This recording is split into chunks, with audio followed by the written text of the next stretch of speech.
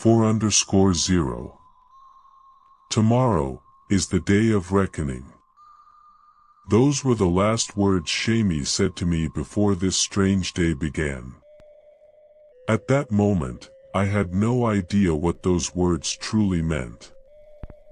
Was the day of reckoning coming for the humans who had betrayed others? Or for the beings that had hidden in the shadows for years? Deep beneath an ancient Qanat, where the secret of a king's treasure lay buried, the fate of humans and supernatural beings had become intertwined. Without knowing what awaited me, I stepped onto a path from which there would be no return. The traitors had prepared their plan. The Jinn were ready for their final confrontation. But they did not know that another force was present inside this dark Qanat. And that day, the day of reckoning had begun. 4_1. The last words Shah Mis had spoken kept echoing in my mind. Tomorrow is the day of reckoning. The day of reckoning. For treacherous humans. And for the evil Jinn. Those words could only mean one thing. Tomorrow, a judgment would take place. The day of reckoning exists only on the day of judgment, when all are gathered before God. And perhaps, tomorrow, a judgment of its own would unfold inside the Qanat. The next morning, Master Javad, Mosayyeb, Rostam, and I headed toward well number 6. As we drove, I suddenly heard Shah Mis's voice inside my mind. He said, "They will most likely keep you busy inside the Qanat today until darkness falls. Because once night comes, their power increases many times over. But do not worry. Our power will also grow many times stronger. Just make sure that none of you become separated. And keep your connection with us, and with Master Javad, at all times." I turned to Mosayyeb and said, "Pull over for a few minutes." He stopped the jeep beside the road. I repeated everything Shah Mis had told me to Master Javad, Mosayyeb, and Rostam. Master Javad nodded and said, "Yes, he's right. Their strength becomes much greater in the darkness of night. And Ramadan and his men will be able to hide far more easily." Then he looked directly at me and said, "Engineer, whatever happens, do not lose your connection with me. Keep your ring on your finger at all times and stay aware of it. The moment you sense danger, summon Shah Mis." "I will, Master," I replied. Then Master Javad turned to Mosayyeb and Rostam. "Boys, no more than 5 steps apart. Under no circumstances should either of you move out of my sight." I looked at Mosayyeb and said, "If there are no more questions, let's go." Mosayyeb started the engine, and we drove toward well number 6. 4_2. We climbed down into the shaft and made our way through the Qanat tunnel toward well 9. As we walked, we carefully inspected everything around us. So far, nothing seemed out of the ordinary. We reached the beginning of well 9 and started working. The amount of sediment between wells 9 and 10 was enormous. Only then did I truly understand why Shah Mis had warned me. They will create obstacles to delay you until nightfall. At that moment, Shah Mis' voice echoed inside my mind. From this point on, do not pick up a single coin or treasure that you see lying on the floor of the Qanat. Tell your friends the same. I walked over to Mosayyeb and Rostam and told them what had happened. Neither of them asked any questions. They simply replied, "Understood." But I could tell from their eyes that they were curious.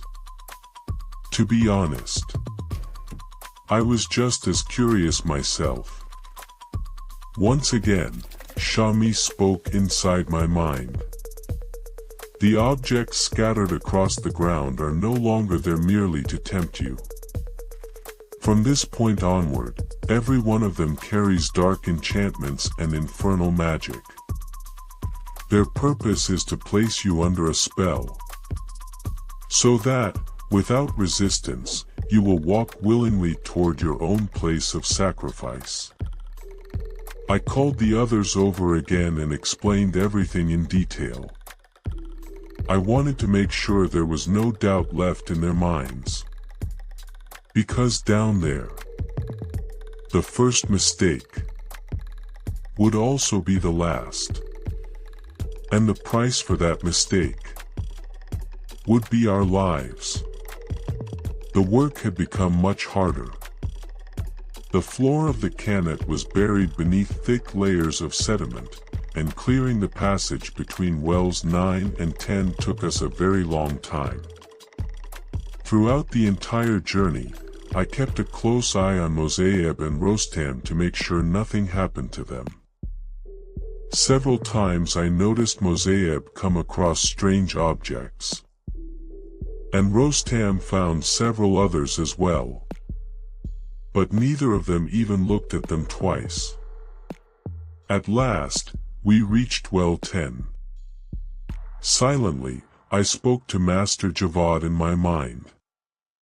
"Master, we've reached well 10. Master Javad answered immediately. "I'm sending your lunch down through well 10 with a bucket and rope. You forgot to bring it with you this morning. There are also 2 protective armbands at the bottom of the bucket. Without drawing attention, give one to Mosayyeb and the other to Rostam. Tell them that when they go into the storage chambers to dump the excavated sediment, they should quietly tie the armbands around their right arms." "I will, Master," I replied. A few minutes later, the bucket came down. I took the food and quietly whispered Master Javad's instructions to both of them. Without saying a word, they nodded in agreement. We ate our lunch, rested for a short while. Then we continued our work from well 10 toward well 11. Beyond this point, only one well separated us from our destiny. But what would that destiny be? Would we emerge from this trial victorious? Would the murderers and traitors finally pay for what they had done? There was only one thing left to do. Wait and see what fate had prepared for us. 4-3. The tunnel between well 10 and well 11 was also filled with heavy layers of sediment. With great effort, we cleared it little by little, advancing one step at a time. Every few minutes, either I communicated with Master Javad contacted me, or Shah Mis spoke to us. Throughout the entire operation, my full attention was on Mosayyeb and Rostam, making sure nothing happened to them. We were probably less than 200 meters from well 11 when I suddenly felt an overwhelming heaviness filling the tunnel. It was a strange pressure that hadn't existed before, and it had begun precisely at that point. I contacted Master Javad. I told him about the strange, crushing sensation and asked how far we were from well 11. Master Javad replied. From this point on, increase your vigilance several times over. This is the sign that they are near. At that very moment, Shah Mis's voice echoed inside my mind. Do not worry. We are close to you. Whenever you sense danger, call my name in your mind. And remember, whatever is going to happen will take place between well 11 and well 12. This heaviness is simply because you are getting closer to them. Do not be afraid. Gradually, strange sounds began drifting toward us from the direction of well 12. We finally reached well 11. I looked up from the bottom of the shaft. The sky was slowly growing dark. I turned to the others and said, from this point on, be extremely careful. Our enemies are not only the Harith Jinn. There are traitors from our own kind helping them as well. Before approaching any storage chamber, inspect it carefully so we don't get caught off guard. And stay close to me at all times. Both Mosayyeb and Rostam looked frightened. But knowing that Master Javad was above us while I remained beside them below gave them some reassurance. Every now and then, dark shadows appeared near well 12. Sometimes we heard faint whispers. Sometimes terrifying growls. And then came a deep snoring sound that made the hair on the back of my neck stand up. We had traveled about 200 meters beyond well 11.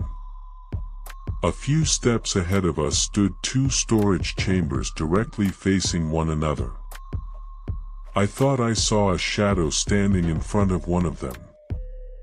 Quietly, almost in a whisper, I said to Rostam, keep your eyes on those two chambers.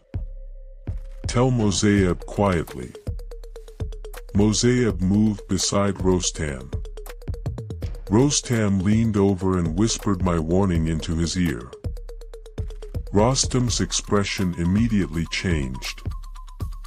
He tightened his grip on his shovel. He moved to my left, while Mosayyeb took position on my right. Each of them filled his shovel with sediment. Then, with all their strength, they hurled the load into the storage chamber on their respective sides. Suddenly, a loud cough echoed from inside the chamber on Mosayyeb's side. 4_4. Suddenly, a man emerged from one of the chambers.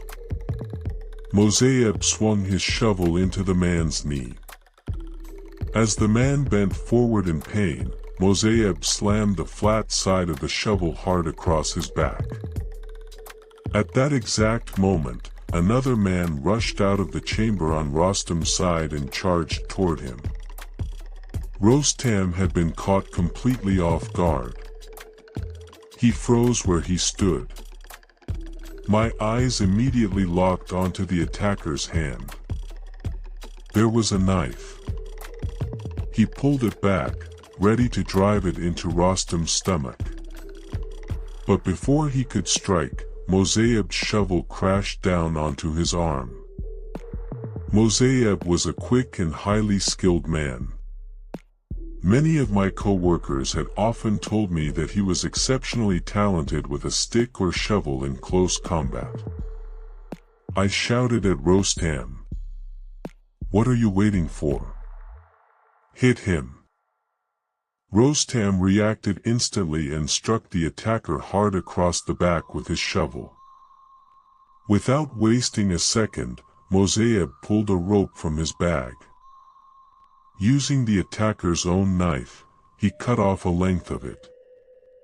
Together, we tightly tied both men up. Then we dragged them into one of the chambers and stuffed pieces of cloth, the same ones we used to wrap around our heads, into their mouths so they couldn't make a sound. Immediately, I established telepathic contact with Master Javad. Only later did I learn that this kind of communication was called telepathy. I quickly explained everything that had happened. Then I informed Shah Mis. Shah Mis said, "I will appear beside you in the form of a human. Tell your friends not to be afraid." I explained everything to Rostam and Mosayyeb.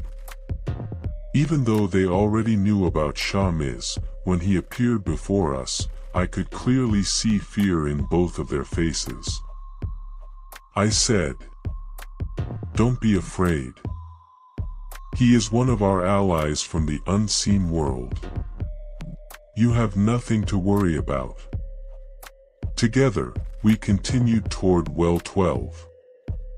After walking about 50 or 60 meters, we came across another pair of storage chambers facing each other. Shah Mis said, "Two more men are hiding inside. The moment they come out, I'll pin them down. Your only job is to tie them up." I asked, "But first we have to get them out."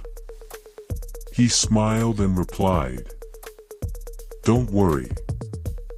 Two of my companions, along with your own spiritual guardians, are waiting in the form of snakes. As soon as we reach the chambers, they'll frighten those men and force them out." I laughed and said, "So, this is going to be interesting." We moved forward. When we were only a couple of meters away from the chambers, two terrified men suddenly stumbled out, stammering in fear, and stopped in front of us. I don't know what they saw behind us. But whatever it was, they were so terrified that they collapsed to the ground like stones and lost consciousness. Mosayyeb and Rostam quickly tied their hands and feet, dragged them into the chambers, and we continued moving forward. The horrifying sounds became even louder. The growls were unlike anything any animal could possibly make. We advanced another 200 meters. The atmosphere inside the Qanat had become incredibly heavy, and breathing was becoming more difficult. Perhaps it was because of the supernatural beings. Or perhaps because the farther we went, the deeper beneath the earth we descended. Up ahead, nearly 100 meters away, a faint light became visible. Along the walls, glowing red eyes hovered above the ground. The shadows were moving toward us. And we were walking toward them. It didn't take long before we met. Only 4 or 5 meters separated us. 4_5. An old man and 2 young men stood in front of us. Rostam shouted, "Ramazan, you bastard! What did you do to my friend?" Ramazan looked at Rostam and replied, "You escaped with your life last time, but I swear, I'll kill you myself." I couldn't hold back any longer. "So you're the filth responsible for the deaths of hundreds of people. The greedy old man who sold his soul to Satan. The one who serves demons and the lower jinn." I remembered Shah Mis's words and said, "Today is the day of judgment. Right here, right now. You will answer for every act of oppression, every betrayal, and every crime you've committed." Ramazan laughed coldly. "So, you must be Ali, the heir to the king's treasure. But tonight you'll finally be freed from that burden. Because I'm going to kill you with my own hands." Thinking his own men were still behind us, he stared past my shoulder and shouted, "Come on, Boys. We heard footsteps behind us. I was surprised. We had tied those men tightly. Had they somehow managed to free themselves? I looked at Shah Mis. A faint smile rested on his face. He stood silently beside me. His presence filled me with courage and a sense of safety. I didn't turn around. Instead, I locked my eyes on Ramazan. A few moments later, his expression changed. The smile froze on his face, then disappeared. Replacing it was pure fear. His lips began to tremble. Suddenly I heard Master Javad's voice behind me. Ramazan. This is the end of your road. Do you remember the day you abandoned the path of our master, Sheikh Mahmud, and went to that Indian ascetic in search of dark powers? Do you remember Sheikh Mahmud's final words? Back then, I was only a new student. Before you left, he told you, "From this very moment, you have destroyed yourself with your own hands."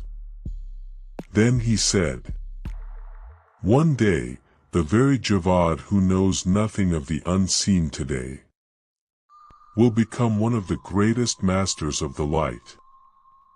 And he will be the one who destroys you. That day is today." Ramazan forced himself to laugh.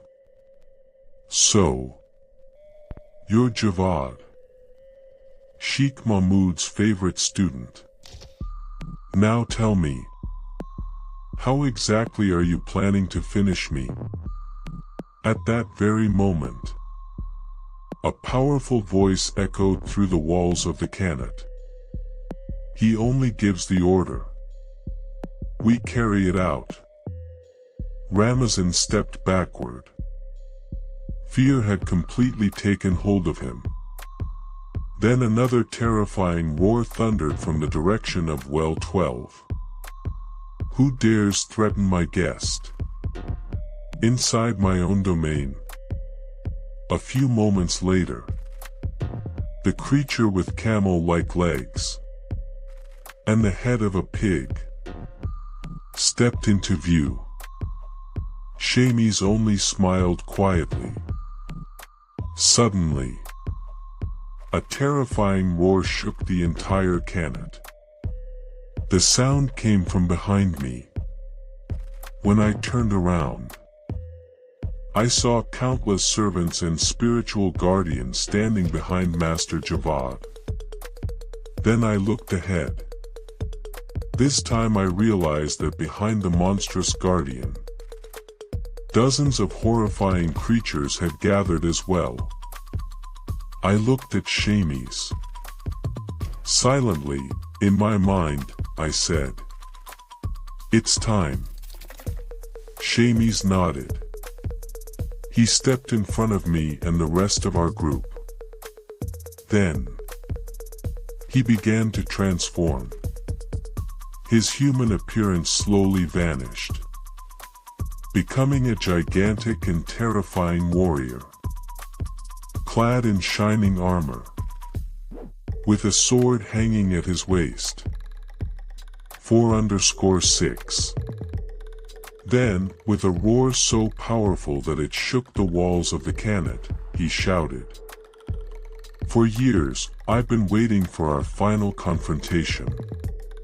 Last time, you escaped me by sacrificing your family's lives. But this time, I'll finish you right here." The creature took a step back and said, "Shah Mis, but that old woman is dead. You're no longer her guardian or her ally. This battle has nothing to do with you." Shah Mis burst into laughter and replied, "I may no longer serve her, but now I am the guardian and ally of her grandson, Ali. The moment Ramadan heard those words, his knees gave way beneath him, and he began trembling uncontrollably. The creature roared, "You miserable, cowardly old man! You wanted to become the representative of my tribe." He drove his claws into Ramadan's neck, and with a single violent twist, tore the head from the body of that filthy, greedy old man. Shah Mis laughed again and said, "You made my job easier." But the blood of that vile wretch was meant to be spilled by Professor Javad. Professor Javad replied, "The important thing was that his existence be erased from the face of the earth. Whether it was by my hand, yours, or that ugly, misshapen creature over there makes no difference." Shah Mis burst into loud laughter. I laughed as well, and behind me, Rostam and Mosayyeb joined in. Rostam looked at the creature and said, "Well then, you ugly monster, let's see how you plan to kill me this time. You couldn't even overcome the power of the professor's handwritten talisman. How do you expect to defeat the professor himself? Especially now that two masters stand against you, along with countless righteous jinn tribes who have come with them to destroy you." This time, Professor Javad, Shah Mis, I, and every one of the righteous guardian spirits laughed together.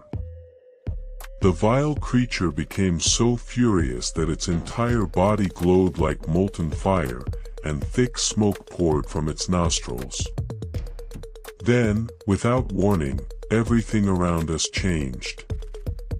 In the blink of an eye, it felt as though we had been torn out of the Qanat and thrown into a vast, endless plain without a single hill or valley. That was when I finally realized just how enormous the Harith tribe truly was. Two mighty forces stood facing one another in battle formation. On one side stood Professor Javad, Yusuf, the commander of his guardian spirits, Shah Mis, and me, leading the army of the righteous spirits. On the opposite side stood the king of the Harith tribe. Beside him were the bodies of Ramadan and 6 young men whose hands and feet were bound. The young men were crying in terror. One of them looked at us and pleaded, "We beg you, in the name of the God we all worship, save us from these creatures. We were deceived by that wicked old man. He presented himself as a righteous and pious man, and after witnessing things he did, we accepted his offer to work with him." 4_7 I looked at Shah Mis and said to him in my mind, "They are young, and I am certain their families have no idea about their connection with that wicked old man. Their families must be worried about them. Save them with the help of your people and bring them over here. But do not untie their hands and feet. Do not let them leave, because I have questions to ask them after the battle." Shah Mis lowered his head in respect and obedience. Then, with a terrifying roar, he attacked the Harith tribe along with some of his followers and forced them back. Some of his other followers brought the young men behind us, and one of them stayed there to guard them. With every passing moment, the number of the righteous guardian spirits was increasing. Shah Mis said, "These are from other tribes among your grandmother's righteous guardian spirits, and now they have become your guardians as well." In my mind, I greeted all the righteous guardian spirits and said, "Your lives are more important to me than anything else. Take care of yourselves, and finish this tribe's existence so that no other humans will be harmed by them." Master Javad spoke and said, "O Harith tribe, I invite you to worship God. Whoever among you returns to God will be protected and will live." The king of the Harith tribe answered with great anger, "Our ruler is Satan, and we will never betray our master." Master Javad said, "Then prepare for God's punishment, which today will descend upon you through the hands of the righteous guardian spirits. Today is the day of reckoning." As soon as Master Javad finished speaking, the sound of a horn echoed across the vast plain. The two forces charged toward each other. Master Javad came beside me and, while holding my hand, said inside my mind, "Repeat everything I say in your heart, so that through these prayers and chants, we can help our guardians." "Okay," I replied. Master Javad's voice echoed inside my mind. He recited words in Arabic and another language that I later learned was Hebrew, and I repeated them deep within my soul. The sounds of screams and black smoke filled the entire battlefield. With my own eyes, I saw how the righteous jinn attacked the ranks of the Harith tribe. With every attack, many of them were destroyed, and after their death, they turned into black smoke. My eyes fell upon a scene in the middle of the battle. The king of the Harith tribe was a powerful warrior. Every righteous guardian spirit that faced him was either wounded or killed. In my mind, I said to Shah Mis, "Finish that vile and evil king. I do not want any of the righteous guardians to be harmed by him." Shah Mis replied, "Your command will be carried out now." Then he moved toward him. He spun his sword through the air, and before reaching the king, he cut through dozens of his warriors who stood in his way. When he reached him, an all-out battle began between the two kings. All those on the battlefield stopped their fighting and became spectators of the battle between the two kings. It was clear. The fate of this war depended on the outcome of this battle. 4_8 Shah Mis turned toward the king and said, "I swore that your death would come at my hands. Do you remember that day? The day you and your soldiers murdered my wife while she was all alone, without any reason, and kidnapped my son. When I attacked you and your army, after killing your family and rescuing my son, you fled back to your lair. For all these years, neither you nor your tribe dared to come out, because you knew I had placed guards throughout this region. The moment you left your hiding place, they would have finished you. That day is today." Then, with all his strength, he charged at the king. He struck him again and again, never giving him a single chance to fight back. Then he spun gracefully and, with a perfectly calculated blow, struck the king's right leg.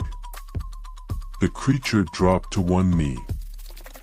Shah Mis spun once more, and with one powerful strike, he severed the vile creature's head from its body. The joyful cries of the righteous jinn echoed across the battlefield. Master Javad's guardian spirits gave the remaining members of the Harith tribe no time to recover and attacked them with all their strength. My own guardian spirits, who had already surrounded them, tightened the circle more and more. Many of them were killed, and only a few managed to escape. At last, after several hours of battle, the righteous guardian spirits emerged victorious. The vast battlefield slowly faded away, and once again, we found ourselves inside the Qanat tunnel. The righteous guardian spirits gradually reduced their size until they matched the narrow passage of the Qanat. I could hardly believe what I had witnessed. Everything I had seen that day and night. If someone had told me these things before, I would never have believed them. My God, I thank you for granting me the ability to witness the wonders of the world you created. You allowed me to know these beings, hidden from the eyes of most human beings. And you gave me the privilege of seeing them and standing beside them. My eyes fell upon the 6 young men huddled together in one corner of the Qanat. They were trembling with fear.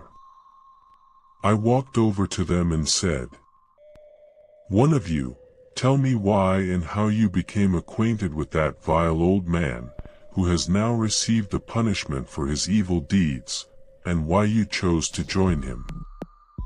One of them, who looked a few years older than the others, perhaps 26 or 28 years old, gathered his courage and said, "The 6 of us were close friends.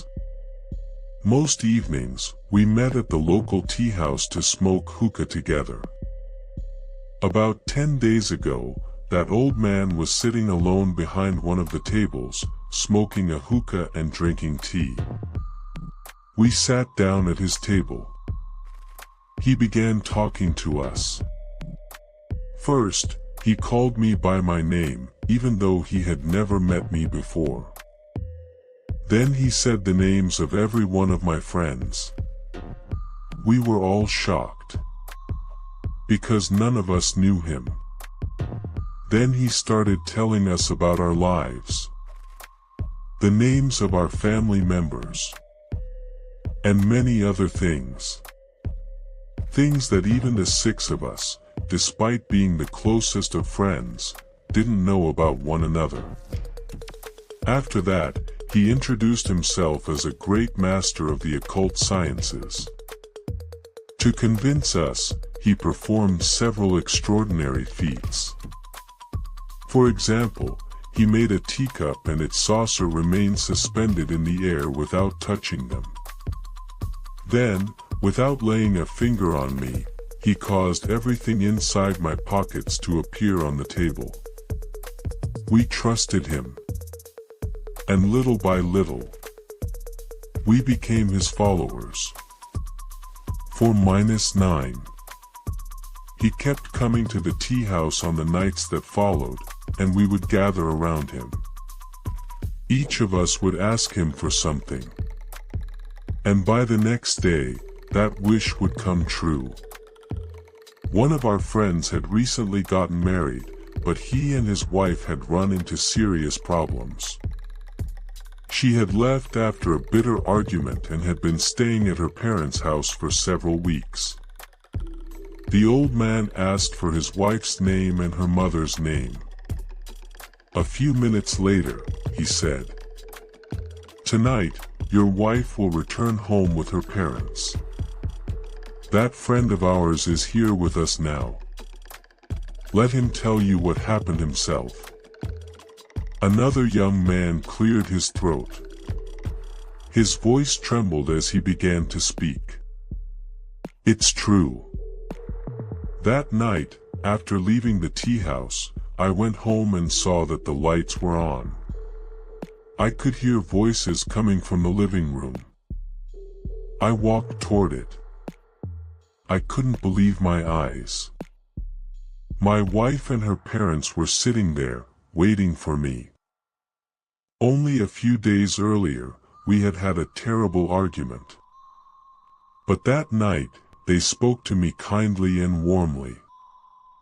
Something didn't feel right. But I loved my wife. I was deeply in love with her. So I didn't think much about it. Instead, I found myself silently thanking that old man." The first young man continued. "The following night, when I told everyone what had happened, they all looked at the old man in astonishment. He leaned back proudly in his chair and said, I know all of you dream of becoming wealthy. I can give you riches that will allow you to live comfortably for the rest of your lives. We were all poor, and the temptation of gaining great wealth without hardship already existed in our hearts. So when he told us about the treasure hidden inside the Qanat, we became excited. In the end, we agreed to follow him. Until a few nights ago, when he brought us here. At the top of the hill, the old man drew several circles on the ground. Each of us sat inside one of them. He sat inside another circle and began chanting. Several hours later, that creature appeared and told us that we had to kill several people. From that moment on, we no longer had any control over ourselves. It's true that we were poor, but we never wanted anyone to die, and we still don't. We swear before God. We had no control over what we were doing. I looked at Master Javad and Shah Mis. The young men were telling the truth. On the night when Master Javad, Shah Mis, and I had traveled in spirit, we had witnessed everything ourselves. At that moment, one of the guardian spirits requested permission to enter and speak. Master Javad granted him permission. He entered with several other guardian spirits, escorting a number of captured Harith Jinn. They greeted us with peace. We returned their greeting. Then their leader, one of the kings of the righteous Jinn tribes and one of my grandmother's guardian spirits, said, "This Jinn is one of the elders of the Harith tribe and the heir to its king. In exchange for mercy and freedom, he is willing to reveal secrets to us." Master Javad said, "Speak. Then we'll see whether what you have to say is worth your freedom." The Jinn began speaking.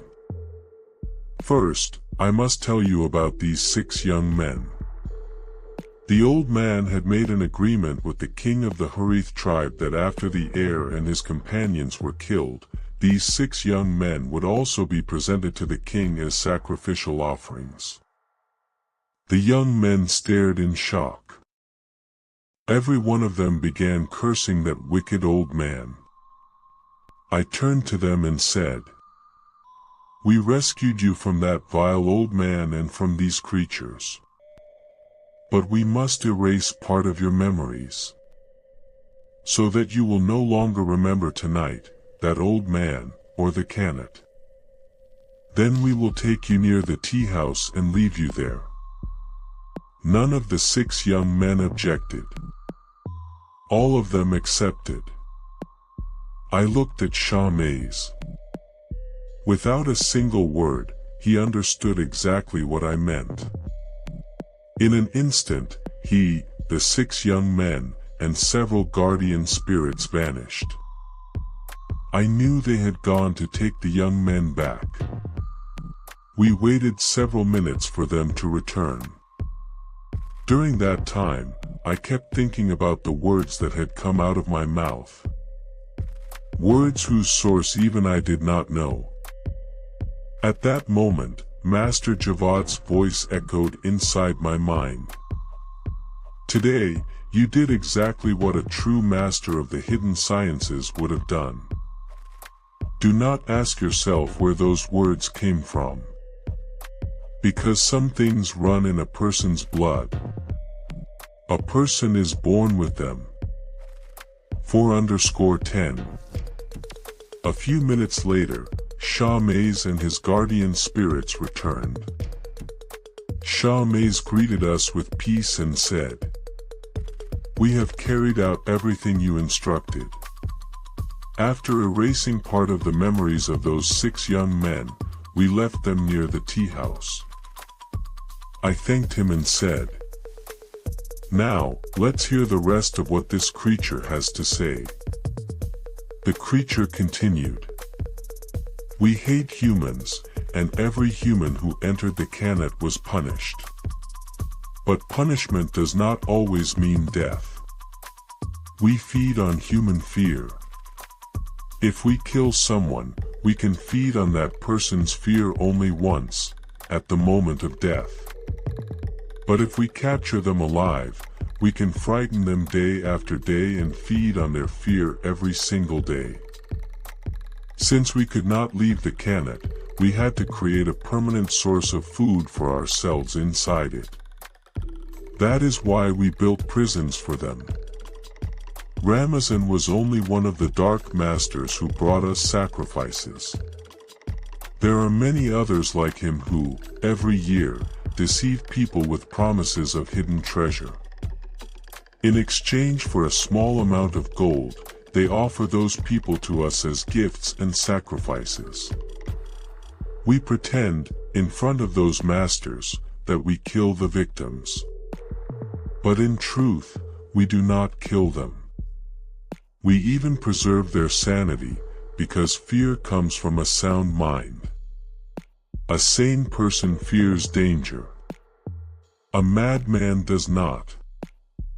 Those words weighed heavily not only on me, Master Javad, Mosayyeb, and Rostam. Even the righteous guardian spirits looked at one another, and at us, in stunned disbelief. Shah Mis asked, "How did you manage to hide this from us? Even our scouts came to the Qanat many times, yet none of us ever discovered it." The creature replied, "By using an ancient spell created by that Jewish sorcerer with the assistance of demons. Because of that spell, not only were you unable to discover it, but even most of our own kind knew nothing about it. Only a small group of the king's closest followers and the guards were aware of the secret." My God! What was I hearing?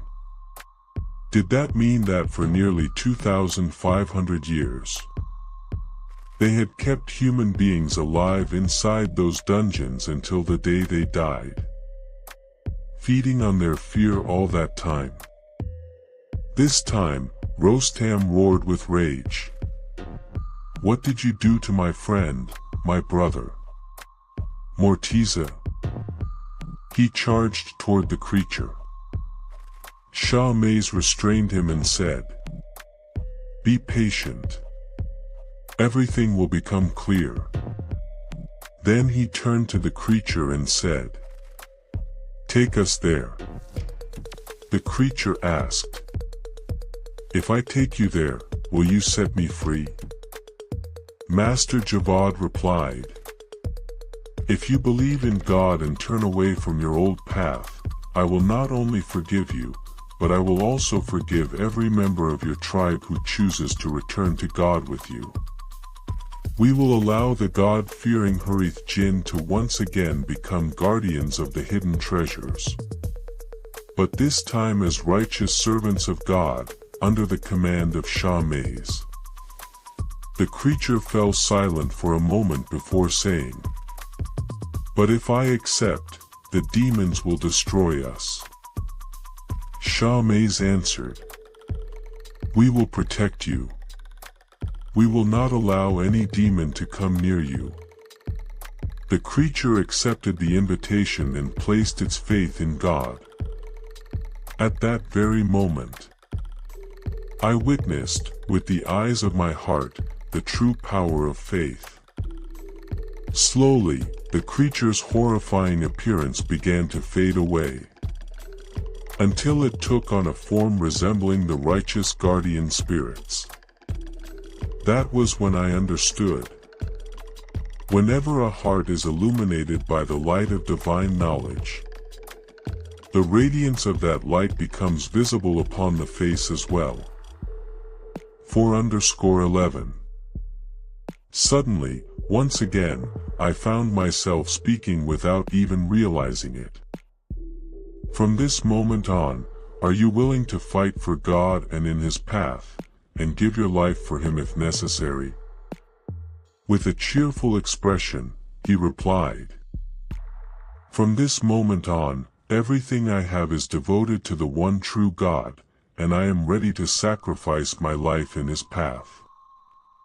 I said, "Then from this moment forward, your name shall be Zabihullah, and I appoint you as the king of your tribe. Whoever among your people chooses to stand with you shall have a place and a position within the tribe. But anyone who refuses will be cast out." All the jinn who had been captured alongside him embraced the worship of the one God. They were set free so they could find the remaining members of their tribe who had survived the battle and invite them to worship the one true God. Then Zabihullah led us toward the prison and the hidden dungeon located at the very end of the Qanat, a little beyond well 12. He began reciting incantations that were clearly meant to break the ancient enchantment and open the gate to the dungeon. A few minutes later, the gate slowly opened. Master Javad, Shah Mis, Yusuf, Rostam, Mosayyeb, and I entered together. The place was built like a prison, with one solitary cell after another. Zabihullah unlocked each cell by reciting a certain name. Inside the dungeon were more than 100 prisoners, ranging from elderly men nearly 80 years old to young men only 20 or 21. Silently, I spoke to Master Javad and Shah Mis through my thoughts. We cannot allow these people to leave this place carrying these memories. First, they would spread fear and panic among the people and destroy their trust. Second, they would draw the police and treasure hunters to this Qanat. I think the younger survivors should have all memories of the time they spent imprisoned here erased. As for those who remained here much longer and no longer have any family left, their memories should be erased from one day before they entered this Qanat until this very moment. Then each of them should be returned to their hometown and given a job. The elderly should be taken to the social welfare centers in their own cities so they can live there without remembering the past. Even Rostam and Mosayyeb must forget everything that happened here tonight. Master Javad said, "Yes, that is the best way to protect this." Secret 4_12. Suddenly, Rostam and Mortiza saw each other. They ran toward one another, embraced tightly, and broke down in tears. Meanwhile, Shah Mis and Yusuf began carrying out the tasks I had assigned them, transporting the captives one by one from the dungeon to the places prepared for them. In the end, only Mortiza, Farhad, Ahmad, and Reza remained. I turned to Farhad and said, "You deserve to remain imprisoned in this very dungeon for betraying us and for helping that vile old man, Ramadan." Farhad burst into tears and said, "I made a terrible mistake. For a long time now, I have been asking God to forgive me here in this place." I turned to Shah Mis and said, "Erase every memory of this place from their minds. Create a new, identical past for all four of them in one of the neighboring countries, then take each of them close to their homes in a way that allows their families to find them. Erase every memory of tonight and everything that happened from Rostam's and Mosayyeb's minds as well." Shah Mis bowed his head in obedience, and several of my heavenly guardians immediately carried out my orders. Then it was Mosayyeb's and Rostam's turn. They both lost consciousness instantly. I turned to Zabihullah and said, "From this day forward, you are the king of your tribe and the leader of the Harith Jinn who guard the treasure of the Qanat. And I, as the heir to this treasure, will decide how it shall be used." He bowed respectfully. Then we returned to the village and to Master Javad's house, bringing the unconscious Rostam and Mosayyeb with us. There, Master Javad, Shah Mis, Yusuf, and I discussed our plans for the following day. To prevent the villagers from experiencing the loss of an entire day's memories, we decided that tomorrow, instead of today, we would return to the Qanat and dredge wells 9 through 12 once again, removing the objects we had intentionally left behind. We also decided to take part of the treasure and use it to build a school, a medical clinic, and a public bath for the villagers and for the 3 neighboring villages supplied by the Qanat's water. A portion of the treasure would be given to Rostam and Mosayyeb so they could live comfortable lives. Another portion would remain with Master Javad so he could help the needy people of those 3 villages. I would also take a portion to help the poor people I knew in the city. I also decided to set aside a share for Mortiza and another for Farhad, delivering both to them anonymously. You may ask, why Farhad? Wasn't he a traitor? Yes, he was. But he had already paid for his betrayal by spending nearly 8 months imprisoned inside the dungeon. And always remember this. There is a joy in forgiveness that can never be found in revenge. Another portion would be used to support my family and me, the rightful heirs of that ancient king, so that I could continue helping people in the unseen world without ever worrying about financial hardship. Today, 25 years have passed since those events. I am still in touch with Mosayyeb, Rostam, and Master Javad, who is now about 83 years old.